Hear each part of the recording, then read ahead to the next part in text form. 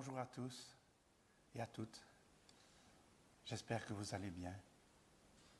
Alors, Pâques s'en vient tout doucement et nous allons donc nous rappeler quelle est la signification de Pâques. Pour un grand nombre de personnes, malheureusement, la fête de Pâques se résume en simplement un bon repas en famille avec, si possible, de la viande d'agneau. Je ne suis pas convaincu que chacun sait expliquer pourquoi est-ce qu'on mange de l'agneau à Pâques, quel est le rapport. Pour les enfants, c'est les cloches qui apportent les cocognes et c'est la chasse aux œufs dans les jardins. Alors, c'est bien gentil, c'est bien sympathique. Moi, j'aime bien de voir mes petites filles qui se promènent dans le jardin, qui cherchent après les œufs. C'est amusant. Mais cela nous éloigne fort de la vraie signification de Pâques, de la fête de Pâques. Alors, c'est un peu comme Noël, c'est pas un peu, c'est tout à fait comme Noël. Malheureusement, à Noël, le Père Noël, les sapins, les guirlandes, les boules de Noël, tout ça a supplanté Jésus. La vraie signification de Noël, c'est la naissance de Jésus, bien sûr. Et malheureusement, aujourd'hui, il y a de moins en moins de personnes qui en sont conscients. C'est la même chose pour Pâques. Pâques aussi, je serais curieux d'interroger les personnes pour savoir qu'est-ce qu'ils fêtent au juste. Alors pour nous chrétiens, la Pâques a une signification de loin beaucoup plus importante que simplement les cocognes, les cloches. Pâques nous rappelle un événement qui est un fondement de notre foi, c'est la mort de Jésus. Alors, je vous propose de nous rappeler un peu ce qui s'est passé lors de ce qu'on appelle la passion de Jésus, donc les derniers moments de Jésus. Alors, on ne va pas lire tout parce qu'il y a quand même beaucoup et ça ferait long, mais on va essayer de lire quelques passages significatifs pour nous remémorer ces événements qui ont eu lieu, donc ces derniers moments de Jésus passé sur notre terre. Alors, je vous propose de commencer par, donc on va lire dans Luc au chapitre 22. Alors, je vous propose de lire au verset 1 à 13, la chambre haute. La fête des pains sans levain, appelée la Pâque, approchait. Les principaux sacrificateurs et les scribes cherchaient les moyens de faire mourir Jésus, car ils craignaient le peuple. En effet, ils craignaient le peuple, donc ils complotaient en secret pour voir comment on pouvait faire mourir Jésus. Ils craignaient le peuple, pourquoi ? Parce que le peuple aimait Jésus, il était populaire, donc, comme on pourrait dire aujourd'hui. Judas se joint à la conspiration. Or Satan entra dans Judas, surnommé Iscariote, qui était du nombre des 12. Et Judas alla s'entendre avec les principaux sacrificateurs et les chefs des gardes sur la manière de le leur livrer. Ils furent dans la joie et ils convinrent de lui donner de l'argent. Après s'être engagés, ils cherchaient une occasion favorable pour leur livrer Jésus à l'insu de la foule. Alors, donc, on voit ici que les Juifs complotent. Ce sont surtout les chefs religieux qui n'aiment pas beaucoup la popularité de Jésus, qui un peu obscurcit la leur. et donc ils veulent le faire mourir. Alors Judas se joint donc à cette conspiration et il va aller livrer Jésus pour de l'argent. Alors ensuite, nous avons les disciples qui préparent la Pâque.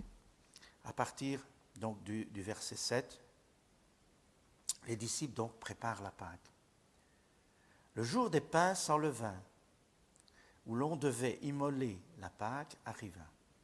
Et Jésus envoya Pierre et Jean en disant, « Allez nous préparer la Pâque, afin que nous la mangions. » Ils lui dirent, « Où veux-tu que nous la préparions ?»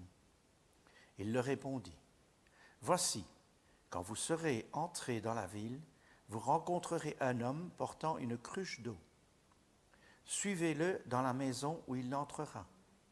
Et vous direz au maître de la maison, « Le maître te dit, où est le lieu où je mangerai la Pâque avec mes disciples ? Et il vous montrera une grande chambre haute meublée. C'est là que vous préparerez la Pâque. » Ils partirent et trouvèrent les choses comme il leur avait dit. Et ils préparèrent la Pâque. Alors, donc ils préparent la Pâque et dans cette chambre haute, Jésus va prendre un dernier repas avec ses disciples. Et nous allons le voir plus loin, il va instaurer ce que nous appelons aujourd'hui la Sainte Seine. Toujours dans le chapitre 22, au verset 39,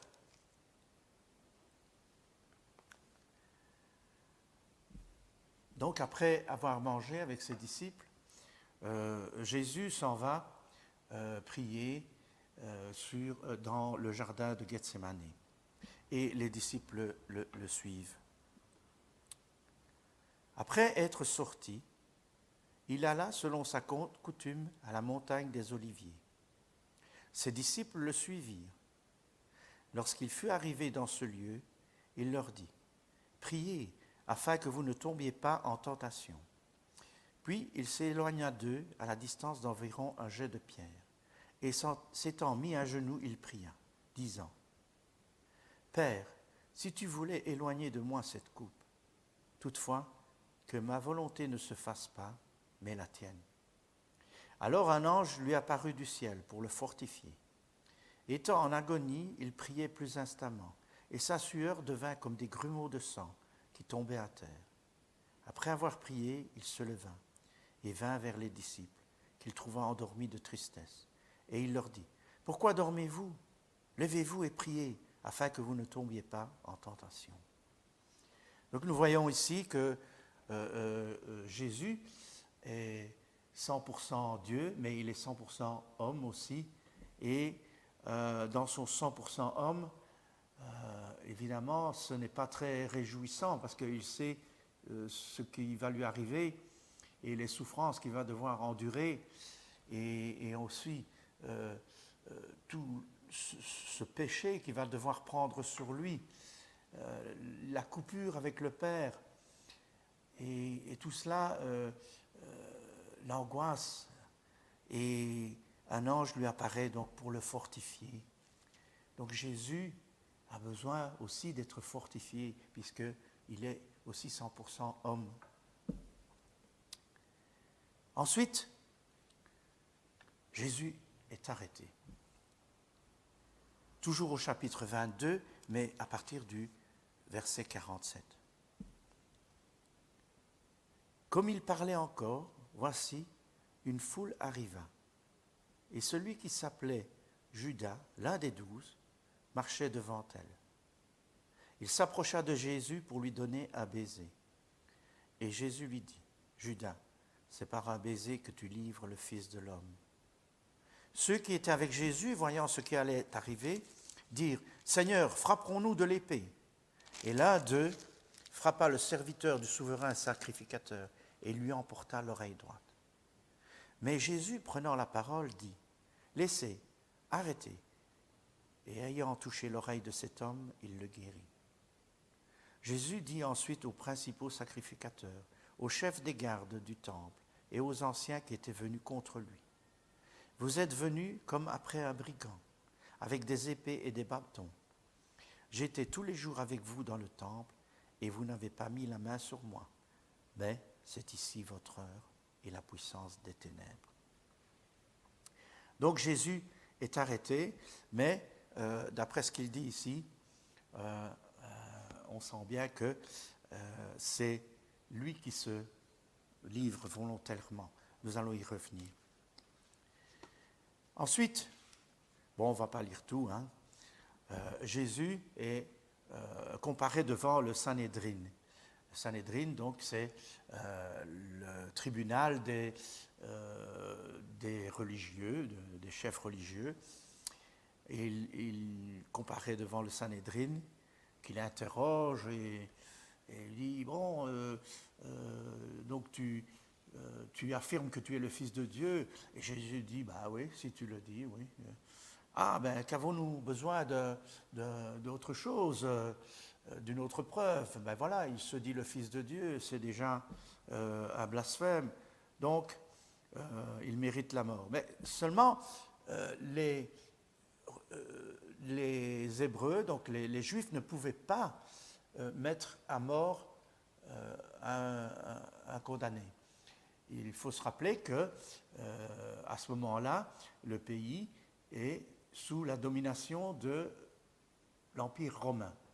Et donc, ils sont soumis à l'autorité de Rome. Et ils doivent passer par l'autorité de Rome pour condamner à mort quelqu'un. Donc ce n'est pas eux qui peuvent le faire, ce sont les Romains. Alors donc, il l'envoie devant Pilate. Pilate qui est le gouverneur et qui est bien embêté. Bon, il a l'air bien embêté, il n'a pas trop envie de tremper dans cette histoire. Parce que pour lui, bon, ces histoires de religion et tout ça, ça ne l'intéresse pas. Et il dit, bah, moi je vois rien de coupable dans cet homme. Mais la foule insiste. Alors apprenant que c'est un Galiléen, il se dit, ah ben chouette, c'est un Galiléen, donc ce n'est pas ma juridiction, c'est celle du roi Hérode. Alors il envoie Jésus vers le roi Hérode. Alors Jésus comparaît devant Hérode, mais celui-ci au départ il est intrigué, il avait envie de connaître ce fameux Jésus dont tout le monde parle. Mais puis finalement, il est déçu et même il commence à se moquer de Jésus, il le méprise et il le renvoie chez Pilate. Alors donc, retour chez Pilate. Alors Pilate, il est embêté, d'autant plus que son épouse lui a dit, écoute, n'aie pas d'affaire avec cet homme-là parce que j'ai fait des rêves cette nuit. Et cela m'a tourmenté, ne fais rien contre cet homme-là. Mais Pilate, malheureusement, il est tenu par son rôle de gouverneur, et il a des comptes à rendre à César, à l'empereur de Rome. Alors il voit que la foule est excitée, et il a très peur d'une insurrection, d'une émeute. Alors finalement, il propose,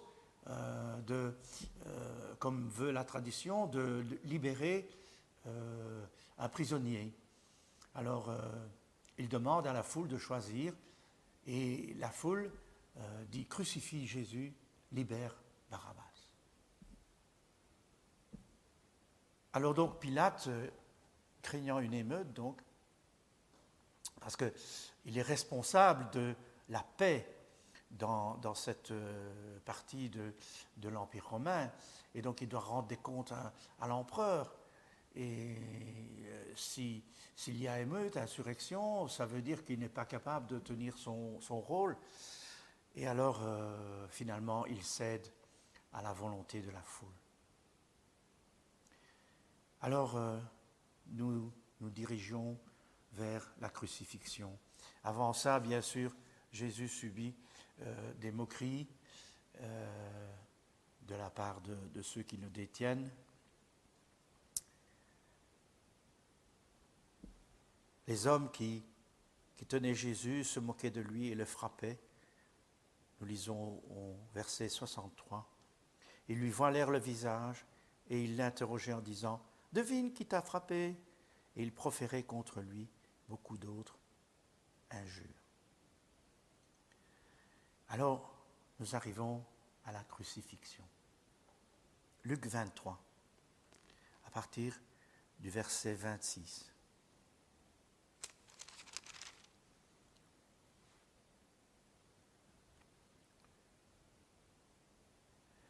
Comme ils l'emmenaient, ils prirent un certain Simon de Cyrène, qui revenait des champs, et ils le chargèrent de la croix, pour qu'il la porte derrière Jésus.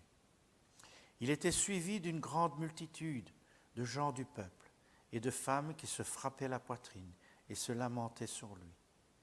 Jésus se tourna vers elles et dit « Filles de Jérusalem, ne pleurez pas sur moi, mais pleurez sur vous et sur vos enfants, car voici des jours viendront où l'on dira « Heureuses les stériles, heureuses les entrailles qui n'ont point enfanté, et les mamelles qui n'ont point allaité. Alors ils se mettront à dire aux montagnes « Tombez sur nous !» et aux collines « Couvrez-nous !» Car si l'on fait ces choses au bois vert, qu'arrivera-t-il au bois sec? On conduisait en même temps 2 malfaiteurs qui devaient être mis à mort avec Jésus. Lorsqu'ils furent arrivés au lieu appelé Crâne, ils le crucifièrent là, ainsi que les 2 malfaiteurs, l'un à droite, l'autre à gauche. Jésus dit « Père, pardonne-leur, car ils ne savent pas ce qu'ils font. » Ils se partagèrent ses vêtements en tirant au sort. Le peuple se tenait là et regardait. Les magistrats se moquaient de Jésus, disant « Il a sauvé les autres, qu'il se sauve lui-même s'il est le Christ, l'élu de Dieu. » Les soldats aussi se moquaient de lui, s'approchant et lui présentant du vinaigre. Ils disaient « Si tu es le roi des Juifs, sauve-toi toi-même. » Il y avait au-dessus de lui cette inscription « Celui-ci est le roi des Juifs. » L'un des malfaiteurs crucifiés l'injuriait, disant « N'es-tu pas le Christ? Sauve-toi toi-même et sauve-nous. » Mais l'autre le reprenait et disait « Ne crains-tu pas Dieu, toi qui subis la même condamnation? Pour nous c'est justice, car nous recevons ce qu'ont mérité nos crimes. Mais celui-ci n'a rien fait de mal. » Et il dit à Jésus « Souviens-toi de moi quand tu viendras dans ton règne. » Jésus lui répondit « Je te le dis, en vérité, aujourd'hui tu seras avec moi dans le paradis. » Il était déjà environ la 6e heure, et il y eut des ténèbres sur toute la terre, jusqu'à la 9e heure. Le soleil s'obscurcit, et le voile du temple se déchira par le milieu. Jésus s'écria d'une voix forte, « Père, je remets mon esprit entre tes mains. » Et en disant ces paroles, il expira. Le centenier, voyant ce qui était arrivé, glorifia Dieu et dit « Certainement, cet homme était juste. » Et tous ceux qui assistaient en foule à ce spectacle, après avoir vu ce qui était arrivé, s'en retournèrent en se frappant la poitrine. Tous ceux qui connaissaient Jésus et les femmes qui l'avaient accompagné depuis la Galilée se tenaient dans l'éloignement et regardaient ce qui se passait. Voilà donc le récit de la crucifixion de Jésus. Alors, ensuite, Jésus va être mis au tombeau. Nous sommes toujours dans Luc 23, à partir du verset 50. Il y avait un conseiller nommé Joseph, homme bon et juste, qui n'avait point participé à la décision et aux actes des autres. Il était d'Arimathée, ville des Juifs, et il attendait le royaume de Dieu. Cet homme se rendit vers Pilate et demanda le corps de Jésus. Il le descendit de la croix, l'enveloppa d'un linceul et le déposa dans un sépulcre taillé dans le roc, où personne n'avait encore été mis. C'était le jour de la préparation et le sabbat allait commencer.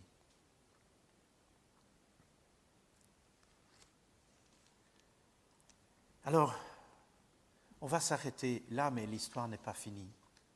On va s'arrêter ici, donc. Jésus est mis au tombeau.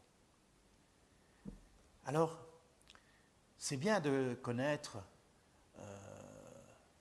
l'histoire de Jésus, de connaître ces événements. Ah oui, Jésus, oui, je connais, oui.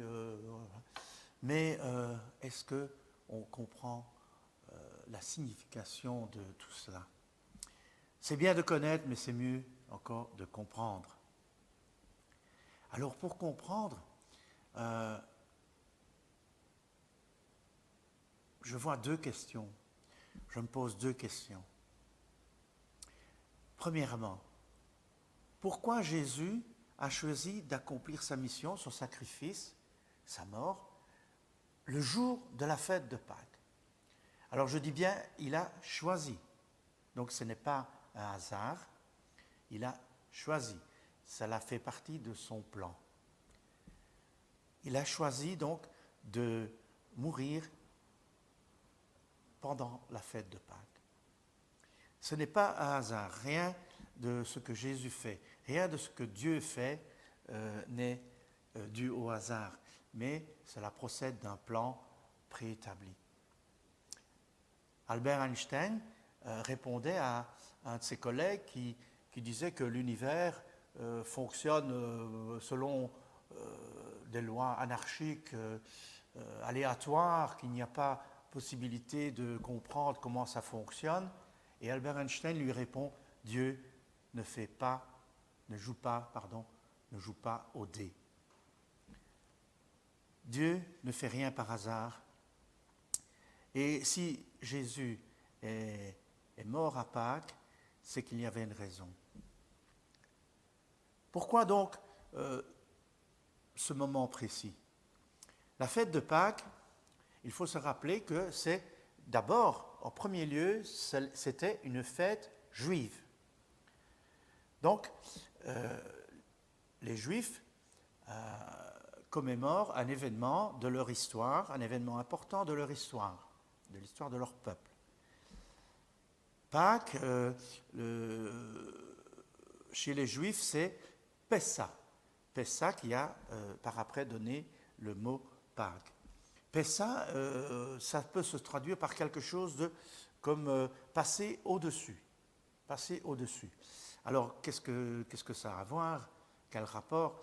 Eh bien, lorsque le peuple d'Israël était en Égypte, donc parce qu'ils avaient quitté leur pays pour aller en Égypte à cause d'une famine dans leur pays, ils avaient été en Égypte et par après, avec le nouveau pharaon, ils étaient tombés en esclavage. Et Dieu va demander à Moïse de faire sortir son peuple d'Égypte. Et donc, Dieu va, pour contraindre, pour pousser le pharaon à accepter que le peuple puisse sortir d'Égypte et rentrer chez eux, il va infliger différentes, les fameuses plaies, les 10 plaies d'Égypte. Et dans la dernière plaie, Dieu va envoyer un ange exterminateur qui va passer au-dessus de l'Égypte et qui va faire mourir tous les premiers-nés de chaque famille, tous les enfants premiers-nés. Alors il demande, par l'entremise de Moïse, il demande aux Juifs de tuer un agneau, voilà, l'agneau pascal, de tuer un agneau et de badigeonner avec le sang de l'agneau le linteau de la porte de leur maison, afin que, quand l'ange va passer, eh bien, il reconnaîtra que c'est une maison où il y a des Juifs, et donc il ne fera pas mourir l'enfant qui sera là, ou les enfants qui seront là. Et donc, ça explique Pessa, passer au-dessus. Donc l'ange passe au-dessus de cette maison sans faire mourir l'enfant. Alors donc, les Juifs, à l'occasion de cette fête de Pâques, se rappellent que Dieu les a fait sortir d'Égypte. Donc le peuple hébreu qui était en esclavage. Alors, pour les Juifs, cette fête, cela peut se résumer par les mots libération, délivrance. Délivrance donc du joug des Égyptiens, délivrance de l'esclavage. Alors, quel rapport avec le sacrifice de Jésus? Quel rapport avec notre Pâques à nous, chrétiens? Alors, on a dit la fête des pains sans levain. Donc, nous avons lu la fête de la pâte sans levain. Alors, pourquoi sans levain? Qu'est-ce que le vin? Qu'est-ce que ça signifie? Pour les Juifs, le levain, cela rappelle le péché. Le péché. Alors, pour nous, chrétiens, eh bien, nous aussi, nous sommes libérés, délivrés, mais non pas du joug d'homme, mais du joug du péché. Nous sommes libérés du péché. C'est ce que nous pouvons lire dans Romains au chapitre 6.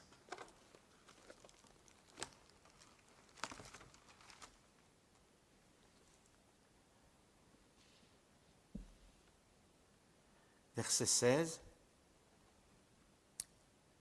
Ne savez-vous pas qu'en vous livrant à quelqu'un comme esclave pour lui obéir, vous êtes esclave de celui à qui vous obéissez, soit du péché qui conduit à la mort, soit de l'obéissance qui conduit à la justice. Mais grâce soit rendue à Dieu de ce que, après avoir été esclave du péché, vous avez obéi de cœur à la règle de doctrine dans laquelle vous avez été instruit. Ayant été affranchi du péché, vous êtes devenu esclave de la justice. Donc, voilà le parallèle que nous pouvons faire, et cela répond à la deuxième question. Pour les Juifs, donc, ils se rappellent qu'ils ont été délivrés de l'esclavage des Égyptiens, donc la sortie d'Égypte. Pour nous, chrétiens, eh bien, à la Pâque, on se rappelle que Jésus est venu, il est mort sur la croix pour nous délivrer du péché. Et c'est donc la réponse à la deuxième question. Deuxième question, pourquoi Jésus devait-il mourir? Depuis que nos lointains parents dans le jardin ont désobéi à Dieu et que par là le péché est entré dans le monde, le péché a contaminé toute l'humanité jusqu'à nous. Et nous sommes tous porteurs de ce péché et nous sommes impuissants pour nous en délivrer. Rien de ce que nous pouvons faire ne peut nous délivrer de ce péché. C'est pourquoi Dieu, dans sa miséricorde, et uniquement par grâce, parce qu'il ne nous devait rien, et Dieu, il n'a personne au-dessus de lui, il n'y a personne qui peut lui faire des reproches. Donc, Dieu, par grâce, a donné son Fils Jésus pour qu'il prenne la punition que nous méritions sur lui. Jésus est donc mort pour nous libérer de l'esclavage du péché. Alors on comprend mieux maintenant le rapport avec la fête de Pâques. On comprend mieux maintenant pourquoi Jésus a choisi de mourir, de faire son sacrifice au moment de la Pâque. Alors, la Pâque des Juifs leur rappelle donc l'alliance que Dieu a faite avec le peuple d'Israël. Cette alliance, elle est basée sur la loi de Moïse, sur les sacrifices qu'il faut faire pour couvrir les péchés. La Pâque chrétienne, la nouvelle alliance que le Seigneur Jésus a instaurée lors de ce dernier repas, cette sainte scène que nous allons partager, elle est basée sur le sacrifice parfait de Jésus. Le sacrifice de Jésus efface le péché. Il ne couvre pas le péché, il efface le péché. Il n'y a donc plus de nécessité de faire des sacrifices, de faire des offrandes. Le sacrifice de Jésus suffit amplement pour effacer notre péché. Et donc nous sommes justifiés, purifiés par le sacrifice de Jésus. C'est ça la nouvelle alliance. Je me trompe de feuille.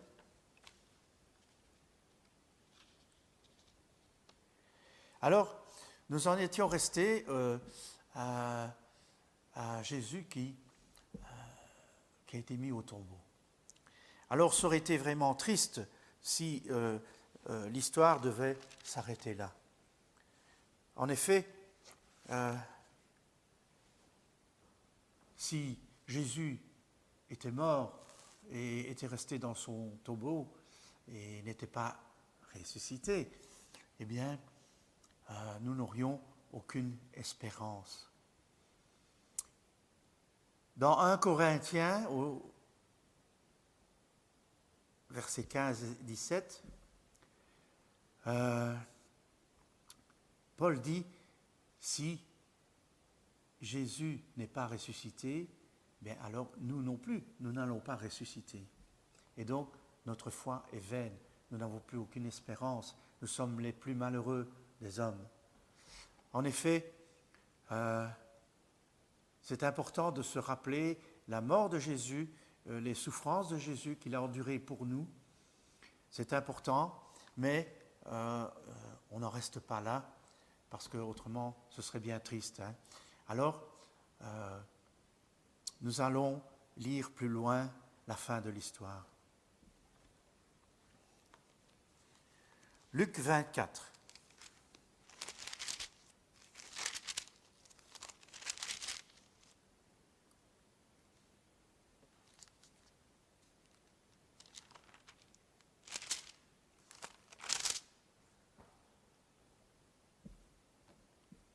« 1 à 12.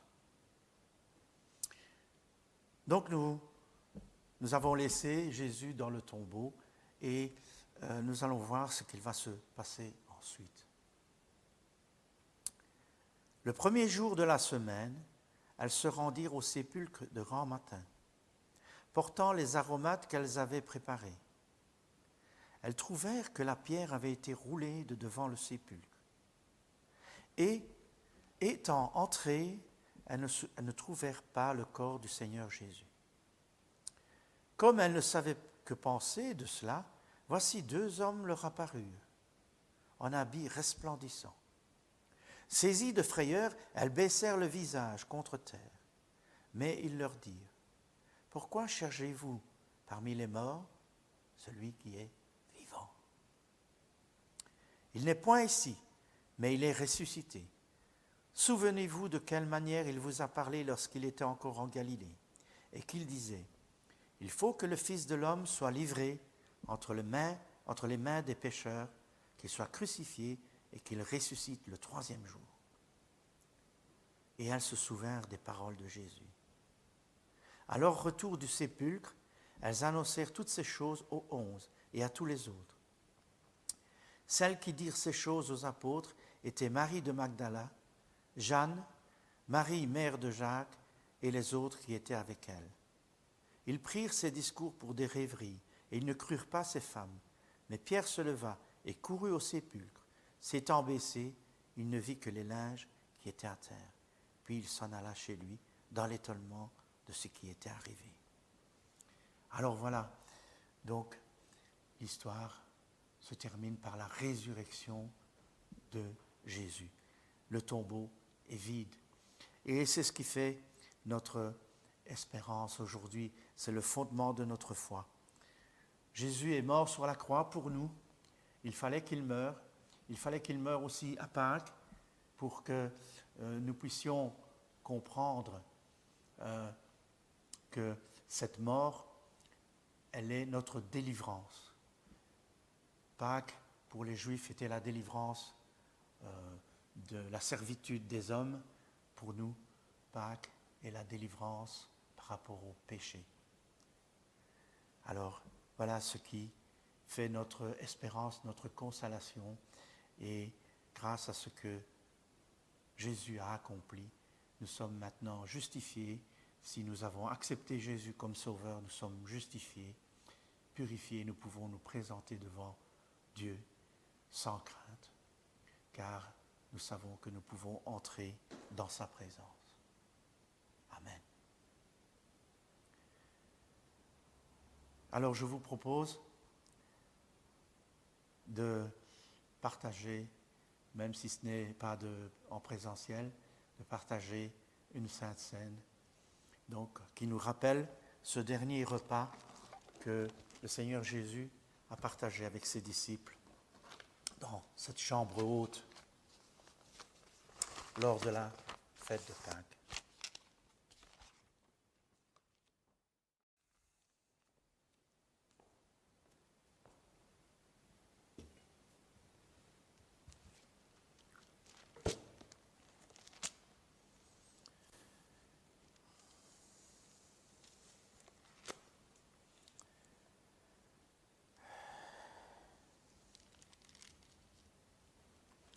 Alors nous allons relire toujours dans Luc au chapitre 22, à partir du verset 14. Donc Jésus avec les disciples sont dans la chambre haute et ils vont partager ce dernier repas. L'heure étant venue, il se mit à table et les apôtres avec lui. Il leur dit: j'ai désiré vivement manger cette Pâque avec vous, avant de souffrir.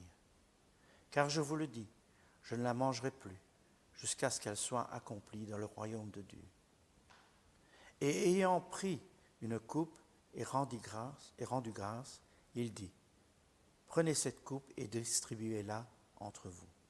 Car je vous le dis, je ne boirai plus désormais du fruit de la vigne, jusqu'à ce que le royaume de Dieu soit venu. Ensuite, il prit du pain, et après avoir rendu grâce, il le rompit et le leur donna, en disant: ceci est mon corps qui est donné pour vous, faites ceci en mémoire de moi.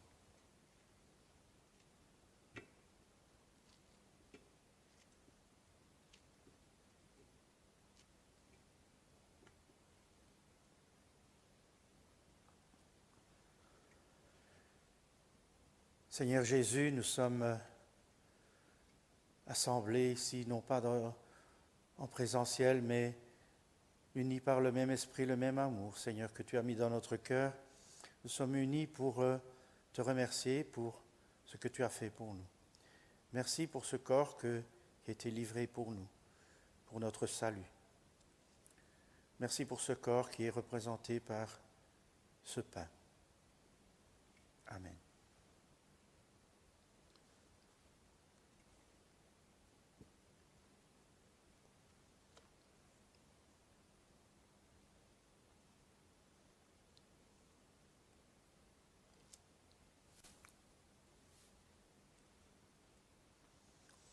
Il prit de même la coupe après le souper et la leur donna en disant: cette coupe est la nouvelle alliance en mon sang qui est répandue pour vous. Seigneur Jésus, te remercions parce que tu as versé ton sang pour nous.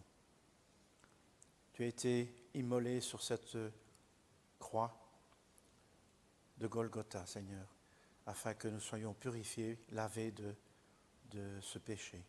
Merci parce que ton sacrifice nous délivre de l'esclavage du péché dans lequel nous nous trouvions.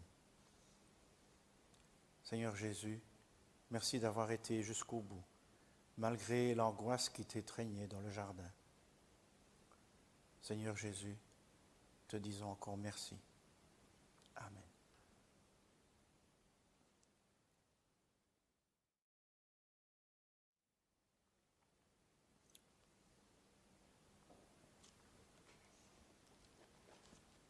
Amen.